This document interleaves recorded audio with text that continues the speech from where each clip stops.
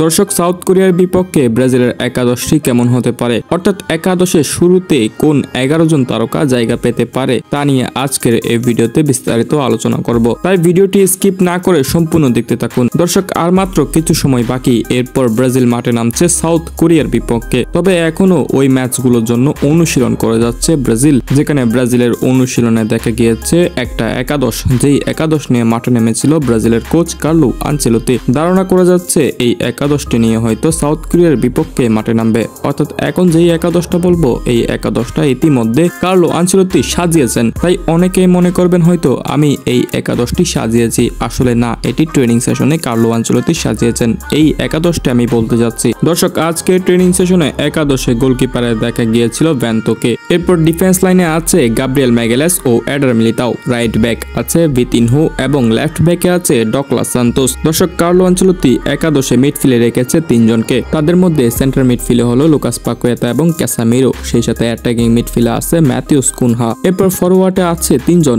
অর্থাৎ ফরওয়ার্ডের মধ্যে লেফট উইংয়ে আছে ভিনিসিয়াস জুনিয়র, রাইট উইংয়ে আছে স্তেভাও উইলিয়ান, সেই সাথে স্ট্রাইক পজিশনে আছে রদ্রিগো। হ্যাঁ দর্শক, এই স্কোয়াডটি নিয়ে অনুশীলনে নেমেছে কার্লো আনচেলত্তি। তাই ধারণা করা যাচ্ছে এই একাদশটি নিয়ে হয়তো সাউথ কোরিয়ার বিপক্ষে মাঠে নামতে যাচ্ছে। দর্শক, কি মনে হয় আপনাদের, এই স্কোয়াডটি নিয়ে মাঠে নামলে ব্রাজিল কি জয় পাবে? তা অবশ্যই কমেন্ট সেকশনে জানাতে পারেন।